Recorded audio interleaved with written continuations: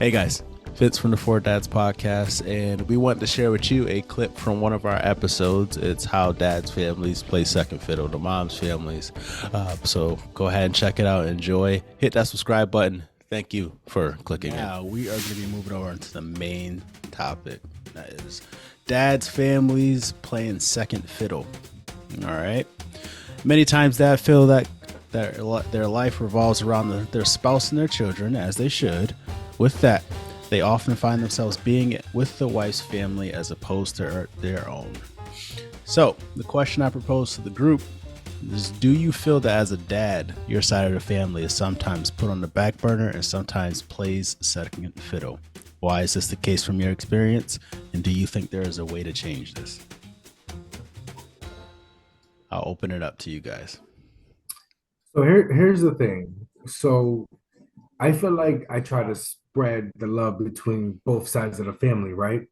But my wife's side of the family, like her parents live maybe about a quarter mile away from us. They're retired, so they're with the kids a lot more in nature because they watch the two little ones while my other one goes to school. Um, so as far as being second and stuff like that, I feel like as far as our family, we're pretty even, but by nature, because of her parents being retired and being able to help us with our children, which we're blessed about. I don't know. I All mean, right. like I said, we try to do it evenly, but by nature. Yeah. Myself, what I think about, I think about planning, right? And I bring it back to the most simplistic level. And my wife's the planner in the house. I'll be the first to admit that. So when it comes to the planning, with that, there may be times that doesn't fully suit my family, as in like they can't come at that time or they can't do something in a certain time, or it just doesn't fit our schedule, and therefore it may put things in the back burner a little bit. And the flip side of that too is that on her side of the family is multiple people who are retired, whereas mine isn't. So then they have that open time to come engage and hang out with them, where my family just does not have the time to do that. So it's a very finite like way of doing this, but I also feel like I also can be the one to initiate that with my family as well going forward. So if I feel strongly about something, I have to be the voice of that reasoning and say, no, we need to do something here. We should do this. We should do that. Uh, so that's an initial thought that I have from there. You and Alex both pick on great points, but I think it's also has a little bit to do with circumstance and your environment. I think with the birth and the process that takes place in the fourth trimester, or post birth, I think everybody is so concerned with the mother and the mother's health and all of the things that go along with that, because they're the person who birthed the child, that initially on the precedence is already set, where it's like everybody kind of take care of this person, which is the mom's family. The mom's family is usually pretty involved because they want to make sure that their child is okay. And everybody else is kind of just like understanding, like, like, we know we all love you and we're there and we support you, but as it stands right now, it's like those people get like the first sense of like, I got to be there and I got to be around. And so then I think what we end up doing as fathers is that we just set that precedence, like, well, these people were around initially to help, so these are the people that I'm just going to use over and over again, Mm-hmm. because by nature they've developed those relationships.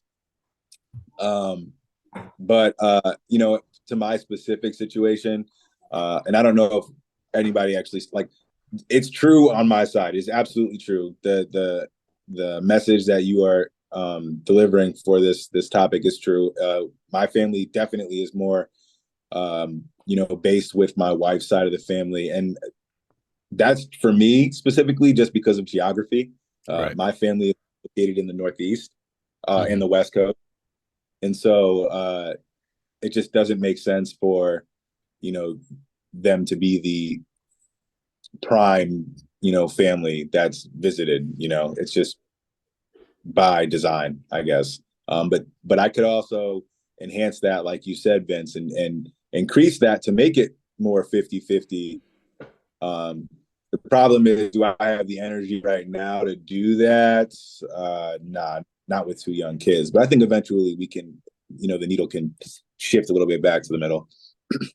Yeah, that's how I feel when it comes to like, dads. I feel like a lot of us are so relaxed that we're kind of just like, fuck it. I don't care. We're all right, and the kids good. Exactly. You're just like, That's a true statement. yeah, as long as my kids are all right and the family's okay and the wife's okay, yeah, fuck it, whatever. But 100. we also should think about the flip side of that, of Tyler, what you had mentioned in the first episode or stuff like that. And when we speak about interracial relationships, of having both viewpoints in both sides of the families, right? So it can be some instances where my daughter may go to like my sister's house or something like that and feel uncomfortable being there because of the rash and the way that my family acts. And it's not wrong. It's not wrong on her part. It's not wrong on my sister's part or everything. It's just how we grew up. And she just hasn't been exposed to it that much. And the more they get exposed to it, the more comfortable they feel.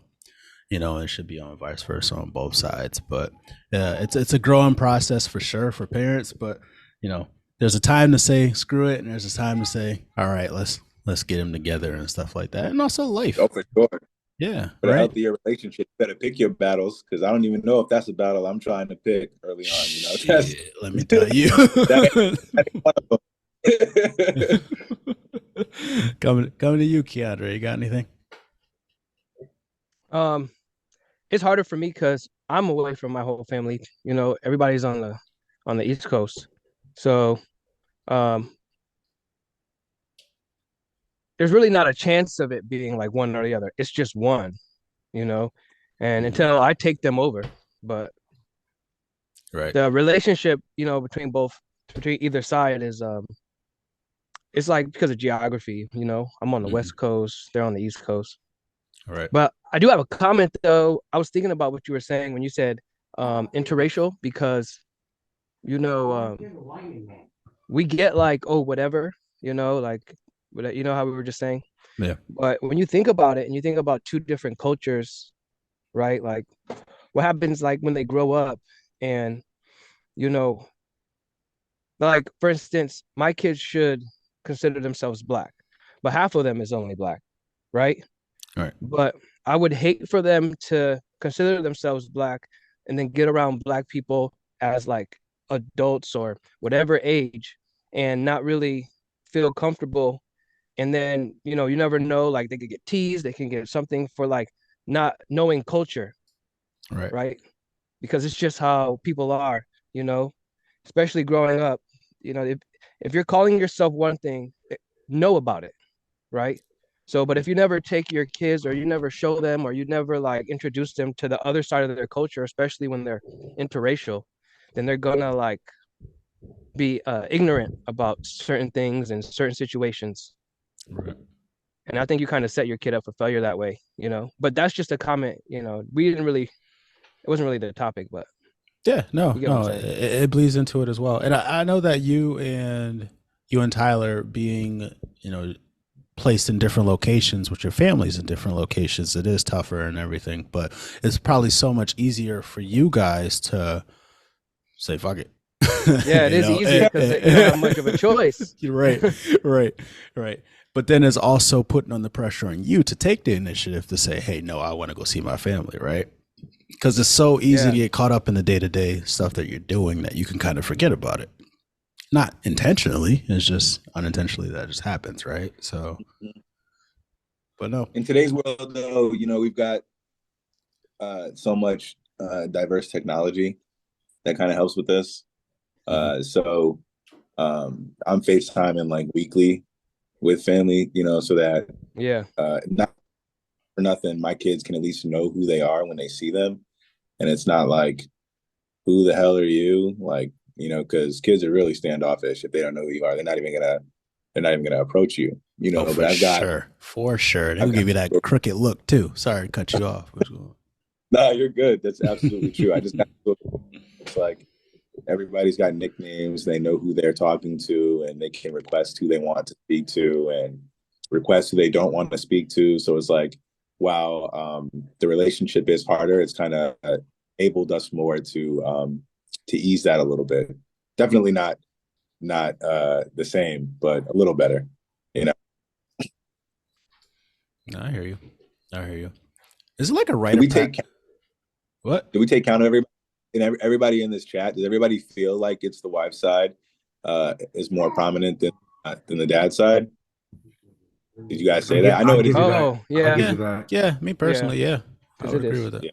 Yeah. Yeah. Okay. And you know what? I mean, it's not a detriment. That's okay. That's okay. It's just that we just have to, acknowledge it. And, if you want to get more involved with the family, take the initiative with it. So, I mean, that could also be how I feel about my wife's family. You know, what if they're just fucking awesome? right. I just want my kids to be around them. You know, Exactly. That is true. That is true. All right, man. That's our main topic. To conclude, if you want to take the initiative, take the initiative. If not, fuck it. That's it. So yeah, don't worry about that. Don't worry about that strain. Yeah, fuck it. There you go. There you go. And for that, we need to take it to the quote of the episode. Who wants to fire that off?